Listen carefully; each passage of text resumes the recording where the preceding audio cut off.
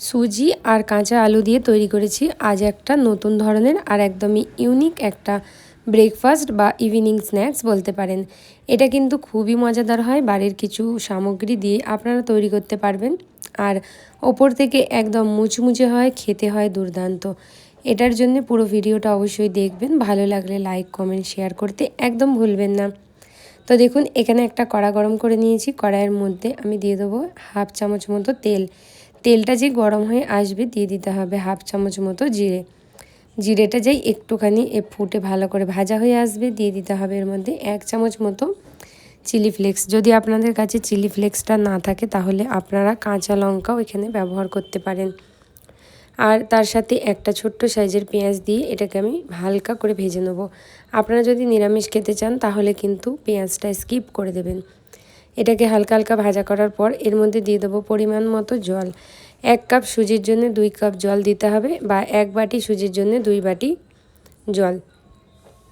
জলটা দিয়ে নাড়াচাড়া করে দিয়ে দেবো হালকা গোলমরিচের গুঁড়ো, আর সাথে দিয়ে দিচ্ছি হচ্ছে এখানে 1 চামচ মতো নুন, আর সাথে কিছুটা ধনিয়া পাতা কুচি দিয়ে এগুলোকে নাড়িয়ে দেবো। আর যখন তখন ফুটে আসছে না ততক্ষণ অপেক্ষা করব।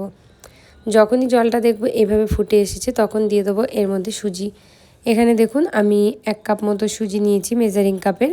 সুজিটা দিয়ে সরাসরি গ্যাসটা হাই ফ্লেমে রাখতে হবে, আর এটাকে ঠিক এইভাবে আমাদের নাড়াচাড়া করতে থাকতে হবে অনবরত। না হলে কিন্তু সুজিটা দলা পাকিয়ে যাবে আর খুব ভালোভাবে ডোটা তৈরি হবে না। এরকম অনবরত নাড়াচাড়া করতে থাকতে হবে। যেহেতু গ্যাস হাই ফ্লেমে আছে, দেখবেন 1 মিনিটের মধ্যেই কিন্তু এটা তৈরি হয়ে যাবে। দেখুন এরকম ডো আকারে। ডোটা তাহলে তুলে আর একটা আলাদা বাসনে ঠান্ডা হওয়ার জন্য রেখে দিচ্ছি। চলে যাচ্ছি নেক্সট প্রসেসে। তো দেখুন এখানে নিয়েছি 2টো কাঁচা আলু। আলুগুলোকে আগে থেকে ছিলে ধুয়ে নিয়েছি, আর জলের মধ্যে আমি রেখে দিয়েছিলাম আলুগুলোকে। এবার আলুগুলোকে কিন্তু আমি সরাসরি গ্রেট করে নেব। তো আলুগুলো গ্রেট করে নিয়েছি। আলুগুলো গ্রেট করে কোনো রকম কিন্তু ধোয়ার দরকার নেই, বা জলের মধ্যেও গ্রেট করবেন না। এর মধ্যে যা স্টার্চ আছে এর মধ্যে আমি দিয়ে দেবো হচ্ছে 4 চামচ পরিমাণ গমের আটা। সাথে আমি এখানে দিয়ে দিচ্ছি দেখুন কর্নফ্লাওয়ার। এখানে 3 চামচ মতো কর্নফ্লাওয়ার দিয়ে দিয়েছি। দিয়ে এগুলোকে কিন্তু আমি প্রথমে হালকা করে মাখিয়ে নেব। সাথে দিয়েছি নুন। নুনটা আপনারা অবশ্যই পরিমাণ মতো ব্যবহার করবেন।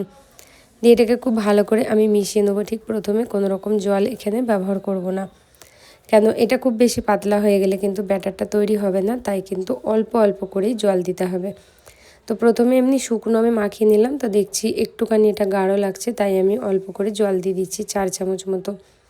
জলটা দিয়ে খুব ভালো করে আমি নেড়ে চেড়ে নিচ্ছি সুন্দর করে। দেখুন নাড়াচাড়া করেও কিন্তু এটা এখনও পর্যন্ত গাঢ় আছে, তো এতটা গাঢ় হলে হবে না। এখানে সামান্য পরিমাণে জল আমি আরও একটুখানি ব্যবহার করব। তো দেখুন একদম আমি অল্প অল্প জল দিচ্ছি। তো জলটা দিয়ে আবার নাড়াচাড়া করে নেবো। আপনারা চাইলে এখানে ধনিয়া পাতা কুচি দিতে পারেন বা তিলও দিতে পারেন। এখানে আমি দিচ্ছি শুধুমাত্র চিলি ফ্লেক্স, আমার কাছে অ্যাভেলেবেল আছে তাই দিয়ে দিচ্ছি। এই চিলি ফ্লেক্সটা কিন্তু বন্ধুরা ঝাল নেই, তাই আমি বেশি পরিমাণ ব্যবহার করছি। আপনাদের চিলি ফ্লেক্সে যদি ঝাল থাকে তাহলে কিন্তু পরিমাণ একদম কমিয়ে দেবেন। চিলি ফ্লেক্সটা মাখাবার পর ব্যাটারটা তৈরি হয়ে গেছে। এবার আমি এটাকে যে সুজির ডোটা ছিল সেটাকে একটু হাতে করে মাখিয়ে নেবো। মাখিয়ে নিয়ে ঠিক অল্প অল্প পরিমাণ এইভাবে হাতে নিয়ে আমি গোল গোল বলের মতো তৈরি করে নেব। তো এখানে আমি পুরোটা গোল গোল বলের মতো তৈরি করে নিচ্ছি। দেখুন এখানে একটা বল আমাদের একদম রেডি হয়ে গেছে। এইভাবে সবগুলো বল আমি এখানে তৈরি করে নিলাম। এবার দেখুন বলগুলোকে আমাদের সরাসরি যেই ব্যাটারটা তৈরি করেছিলাম আটার, দেখুন সেটা খুব সুন্দরভাবে সেট হয়ে গেছে আর খুব সুন্দরভাবে নরম হয়ে গেছে। এবার আমি একটা করে বল এর মধ্যে দেবো, আর আলুর যে ব্যাটারটা আছে সেটা ঠিক এইভাবে কোটিং করে নেবো। দিয়ে কোটিং করে নিয়ে কিন্তু সরাসরি ভাজা করব। অপর দিকে আগে থেকে কিন্তু আমি তেল গরম করতে বসিয়ে দিয়েছি।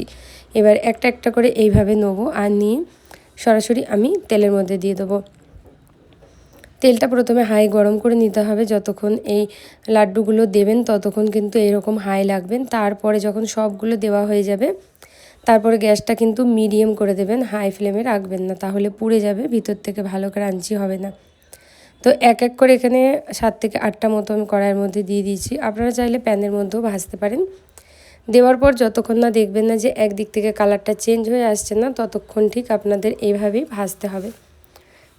যখন দেখবেন হালকা কালারটা চেঞ্জ হয়ে এসেছে তখন কিন্তু ঠিক এইভাবে আপনাদের উল্টিয়ে দিতে হবে।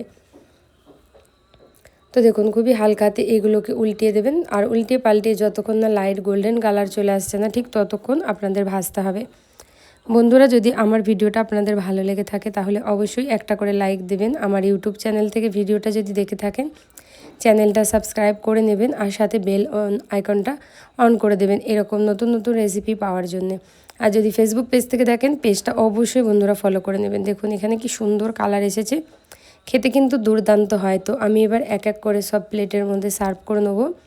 গরম গরম কিন্তু বর্ষার দিনে একদম জমে যায়, এটা খেতে কিন্তু খুবই টেস্টি হয়। অন্তত একবার তৈরি করবেন, বাচ্চা থেকে বড় কিন্তু এটা সবাই পছন্দ করবে। পুরো ভিডিওটা দেখার জন্য আপনাদের অসংখ্য অসংখ্য ধন্যবাদ। ভালো থাকবেন আর সুস্থ থাকবেন। এইভাবেই কিন্তু আমার ভিডিওগুলো দেখে আমার পাশে থাকবেন।